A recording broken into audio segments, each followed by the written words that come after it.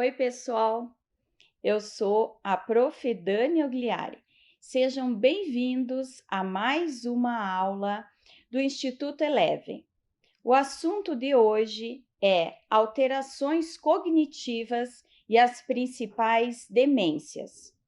Se nós vamos falar de alterações cognitivas e depois as principais demências que acometem o idoso, nós temos que começar essa aula entendendo o que é cognição, certo? Para depois a gente entender que alterações são essas cognitivas que o idoso acaba adquirindo, né, ao longo do seu envelhecimento. O conceito de cognição, ele é abrangente, porque a nossa cognição, ela nos dá várias capacidades. Por exemplo, a capacidade que nós temos de adquirir conhecimento. Isso é cognição. A capacidade que nós temos de assimilar, de discernir as coisas, de reconhecer, planejar, classificar as coisas, compreender o que acontece ao nosso redor. Isso também faz parte da cognição. A capacidade de comunicação, a nossa linguagem, faz parte da nossa cognição.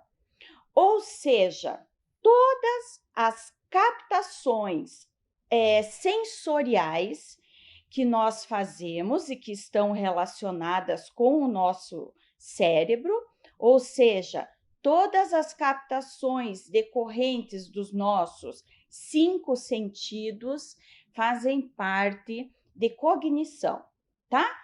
Então, cognição, de uma maneira ampla, é a capacidade que nós temos de prestar atenção. Cognição tem relação com a nossa memória, com o nosso raciocínio, com o nosso juízo. A nossa imaginação, ela faz parte da cognição.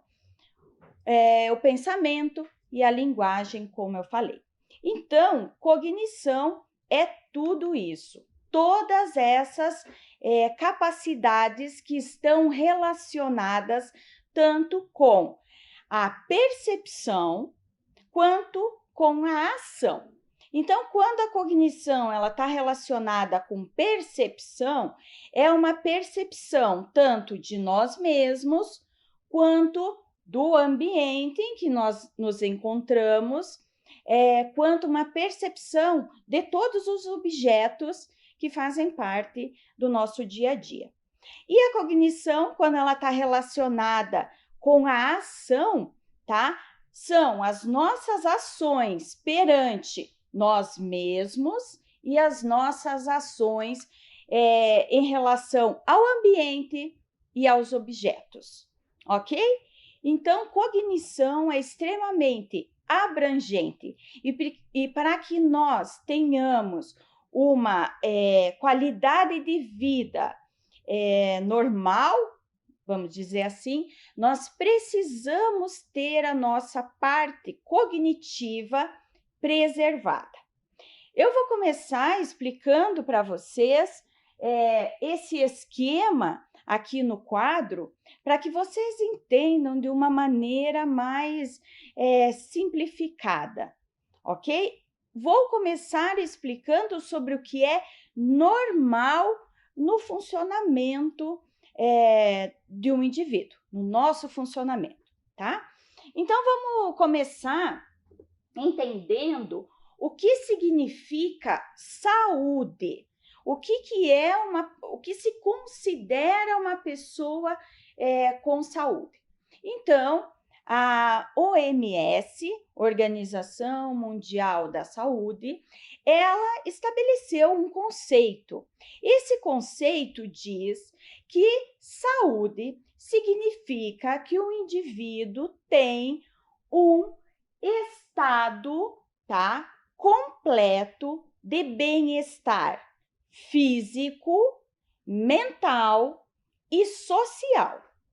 Mas isso não consiste em esse indivíduo ter ausência total de doença, tá?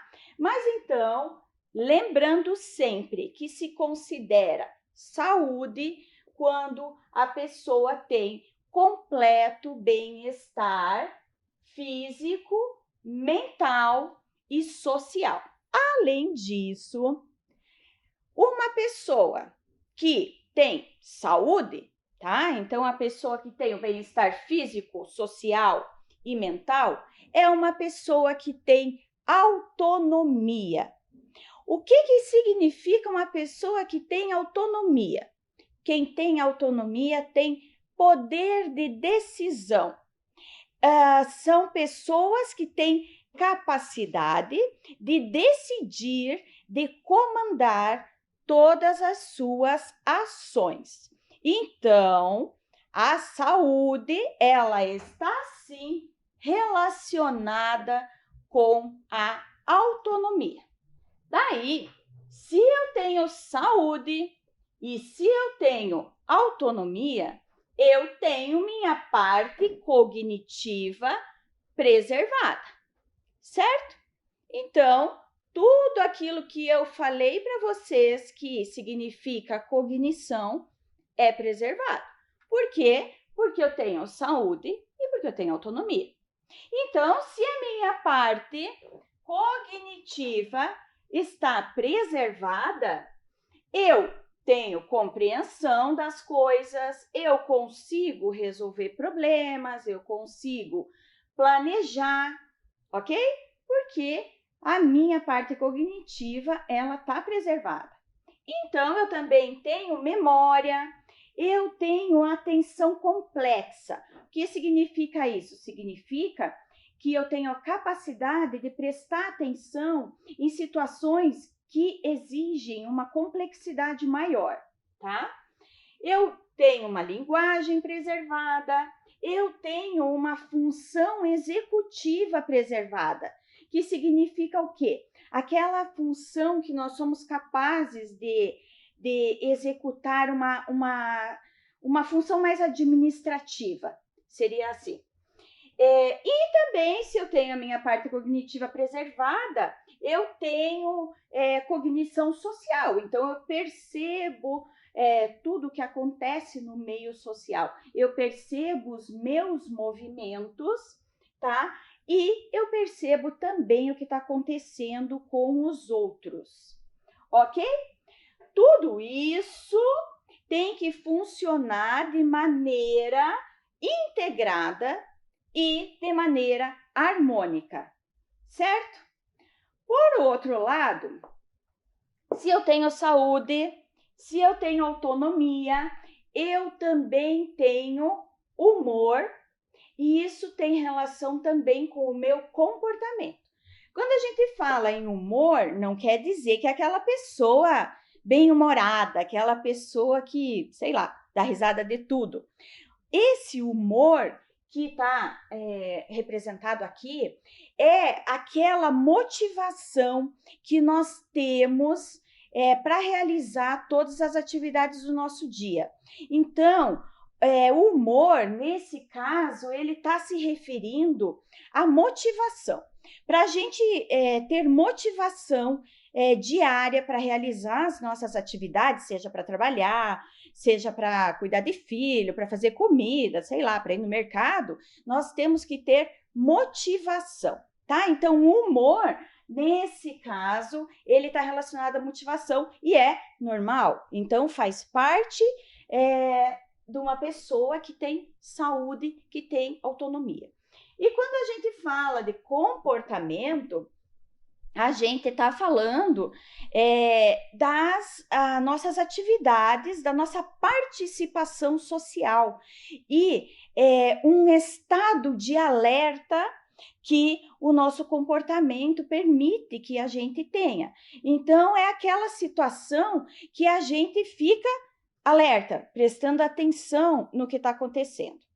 Isso, então, também é normal, faz parte de uma pessoa que é considerada com saúde, tá? Então, se eu tenho humor preservado, comportamento preservado, eu tenho também consciência de tudo que está acontecendo, o meu pensamento, ele também está preservado, eu consigo perceber o mundo objetivo, ou seja, o mundo de uma maneira objetiva, né? Todos os objetos que fazem parte desse mundo, incluindo o meu corpo, os movimentos do meu corpo, ok? Então, tudo isso aqui, tá? Faz parte de um funcionamento normal, tá? Faz parte de uma pessoa que tem a saúde preservada, ou seja, tem bem-estar físico, mental e social. Beleza? Agora eu vou mostrar para vocês quando a gente começa a perder essa saúde, né? E aí a gente vai indo lá pro nosso idoso, que o nosso idoso ele vai perdendo todo esse bem-estar mental, físico e social. Então, eu coloquei aqui nesse outro quadro, tá? Então, eu falei para vocês que saúde significa ter a cognição preservada, tá? Quando eu começo a perder a minha cognição, qual a consequência que isso vai gerar? Vai gerar demência. Então, quando se começa a perder a parte cognitiva, eu vou adquirir alguma demência, ok? Quando eu começar a perder o humor, aquele humor que eu falei para vocês que é a nossa motivação diária para realizar as nossas atividades, o que isso vai gerar?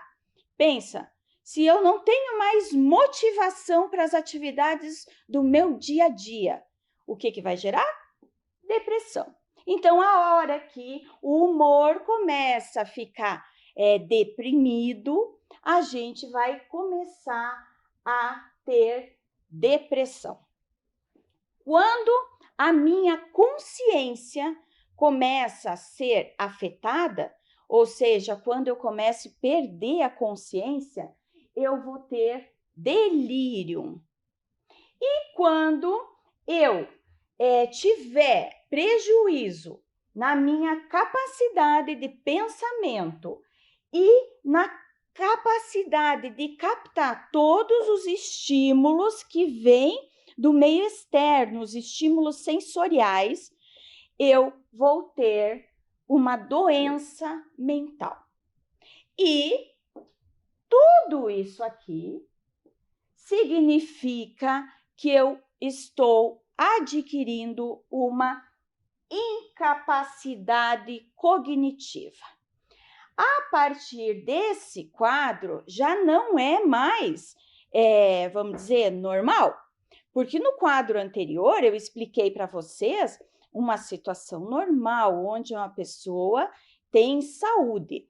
Aqui, a pessoa já está perdendo a sua saúde, porque ela já está tendo alteração na cognição e em todas essas outras capacidades que fazem parte da cognição.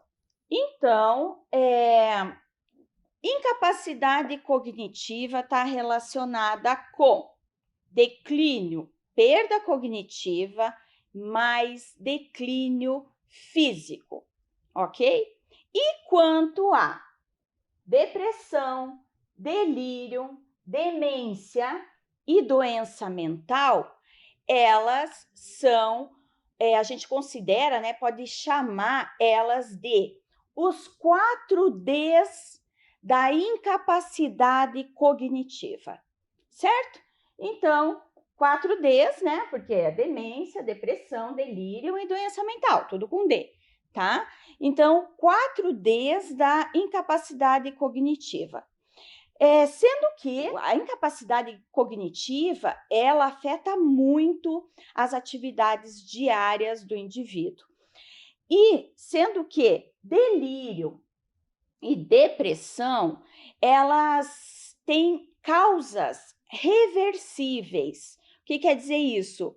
Que é possível, né, reverter uma situação de depressão e uma situação de delírio.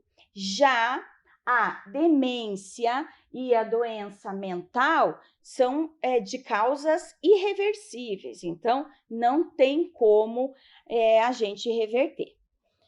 Ok? Então, eu espero que vocês tenham entendido o que o que se considera ter saúde, e que saúde sempre está relacionada com ter autonomia, ter capacidade de decisão. E nesse quadro aqui já é quando se começa a perder a saúde, perder a cognição. Agora eu vou explicar para vocês um pouquinho de cada um desses 4Ds, tá? Então a gente vai falar um pouquinho da depressão, um pouquinho do delírio, um pouquinho da demência e um pouquinho da doença mental, tá? Então eu vou começar com demência. O que é demência, tá? Então, lembrando, demência, ela sempre traz sinais e sintomas, ok? Esses sinais e sintomas, eles podem ter causas variadas.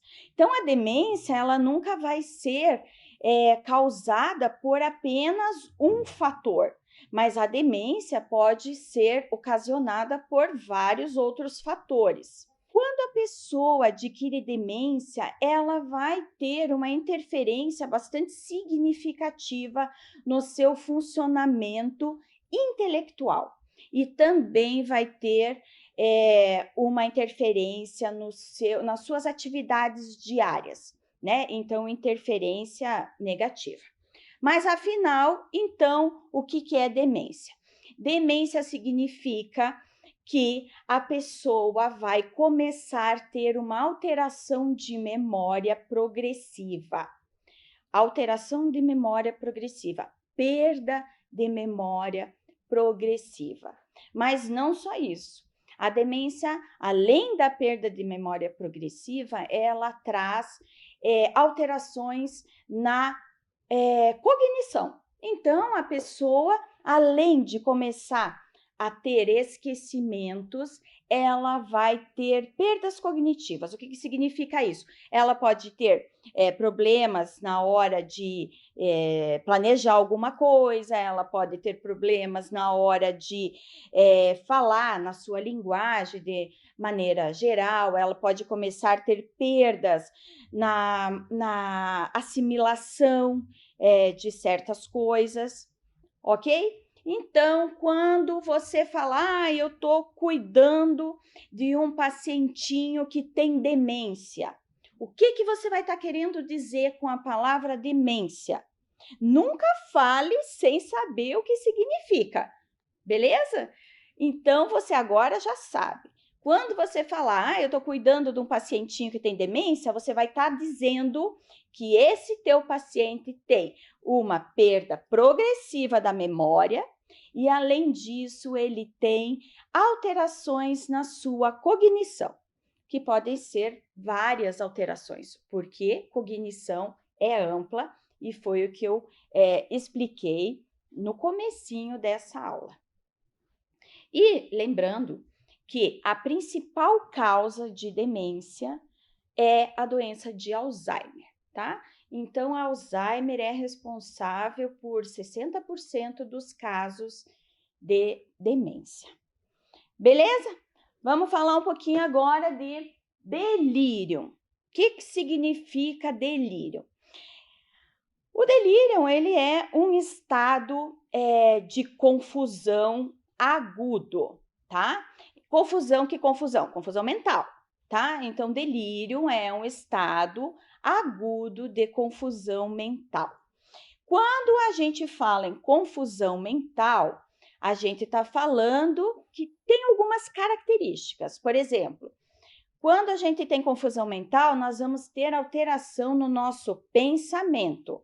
Nós vamos ter alteração no nosso nível de atenção, na capacidade que a gente tem de prestar atenção. A gente vai ter alteração no nosso nível de consciência, a gente pode ter alucinações visuais, tá? Só que lembrando que o delírio, ele dura pouco tempo, tá? Ele pode durar algumas horas ou ele pode durar alguns dias. É muito comum o delírio, ele aparecer naquele momento que o paciente, por exemplo, que a pessoa, ela está hospitalizada, tá? Ou ela está com uma doença aguda, por exemplo, uma pneumonia, uma infecção urinária, ou inclusive a síndrome de abstinência de benzodiazepínicos, ou seja, abstinência aos medicamentos ansiolíticos, tá? Então, nesses momentos, é comum aparecer o delírio, tá? Então, a pessoa momentaneamente vai perder a sua consciência, vai falar uma coisa que é uma bobagem, que não é verdadeira, ela vai ter uma alucinação visual, então ela pode dizer que viu uma pessoa que, na verdade, ela não viu, tá? E o delírio, ele dura pouco tempo, ok? Algumas horas, um dia ou outro, ok? Vamos para o terceiro D, que é a doença mental, tá? Bom, todos os transtornos mentais, eles envolvem mudanças muito significativas, tanto no pensamento, quanto na emoção e no comportamento, ok? Então, doença mental tem uma mudança muito evidente, significativa, tá? Nessas três áreas, no pensamento, na emoção e no comportamento, tá?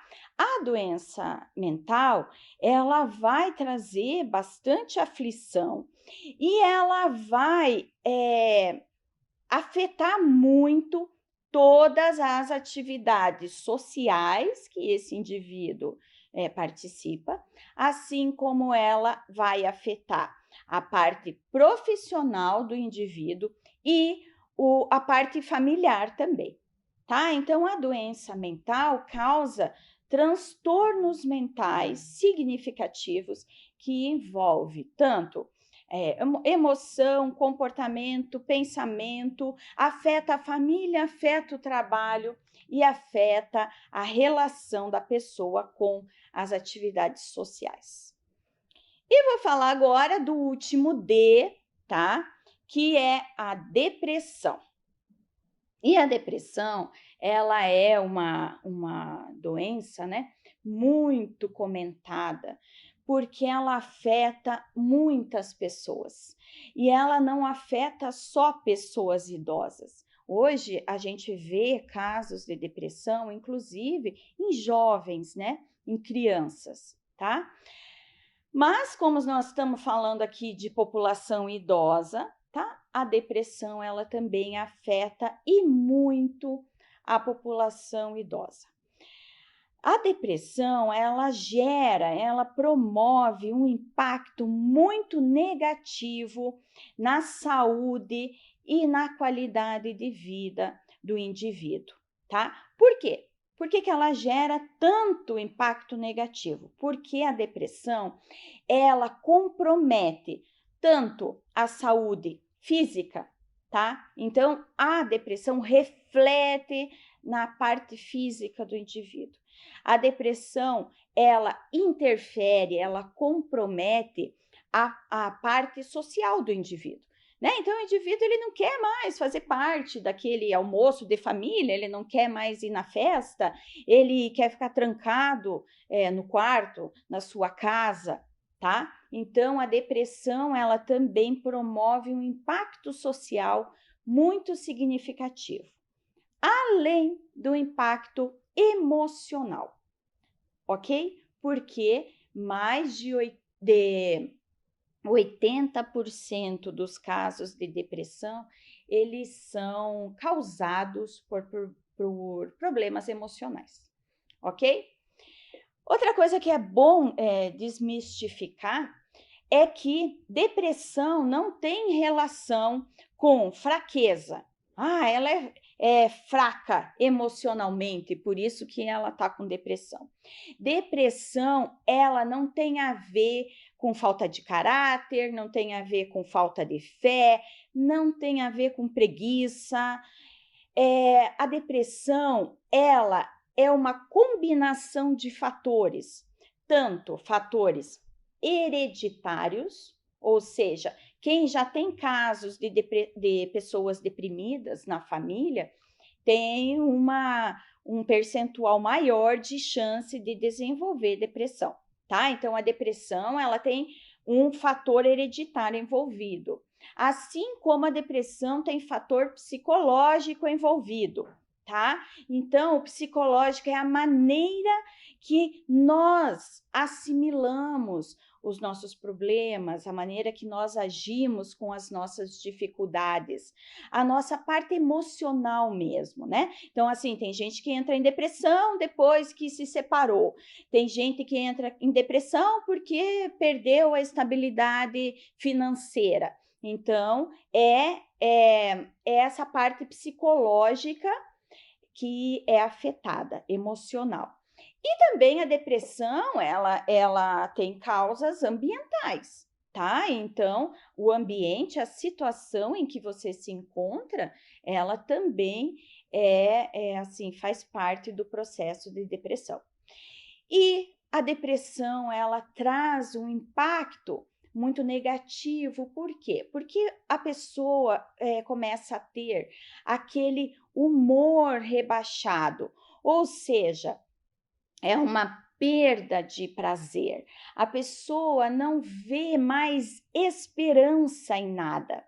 A pessoa não se motiva por nada. Então, não falei aqui, ó, que quando começa a faltar o humor, que é a nossa motivação para as nossas atividades diárias, vai gerar depressão? Então, é isso. Então, faltou a motivação, a pessoa perde o prazer, até por coisas que a pessoa adorava fazer. Aí, no momento que está em depressão, não sente mais prazer, não gosta mais, é desanimada para tudo, a pessoa perde a concentração, tá?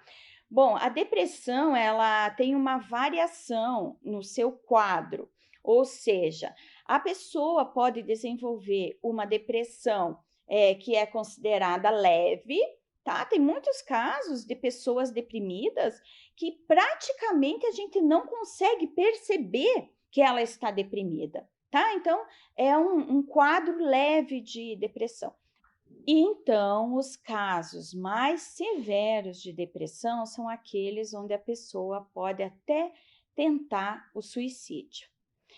Bom, uma coisa que é diferente na depressão do que outras situações é que a depressão, ela não afeta tanto a parte cognitiva do indivíduo, tá? Como Alzheimer, por exemplo. Alzheimer afeta diretamente a parte cognitiva da pessoa. Depressão, não. Então, a depressão, em geral, a pessoa, né, continua conseguindo se comunicar, a pessoa percebe o que está acontecendo, né, ao seu redor. Então, a parte cognitiva do indivíduo na depressão, ela não é tão afetada como é comum afetar em casos de demência, tá? E a depressão também pode trazer alterações no sono, né? Então, a pessoa pode começar a querer dormir de dia, dorme o dia inteiro, fica trancado lá no quarto, fica na cama, e aí à noite acaba tendo problemas de insônia, né? Ou a depressão simplesmente desregular o sono da pessoa. Assim como a depressão, ela afeta o apetite. Então, a pessoa pode ou desencadear para comer demais, ou ela perde o apetite. tá? No slide que vai estar aparecendo aí para vocês, vai aparecer uma imagem interessante, é uma imagem de uma ressonância computadorizada, onde mostra, é evidente que uma pessoa deprimida tem uma atividade cerebral muito menor do que a atividade cerebral de uma pessoa que não sofre de depressão. Ok? Então, basicamente, a depressão vai gerar vários sintomas, aquela tristeza profunda, o cansaço, a irritabilidade, aquela angústia, aquele aperto no peito, as alterações de peso, as alterações de sono. Você certamente já ouviu alguém falar que a depressão é a doença da alma. Sim, e tem um significado isso. Por quê? Porque a dor, o aperto no peito, a tristeza, ela tá tão profunda que parece que ela tá dentro da alma e você não tem como tirar. Tá tão longe do teu alcance que dói na alma. E assim nós terminamos o vídeo de hoje. Fiquem bem e até o nosso próximo encontro.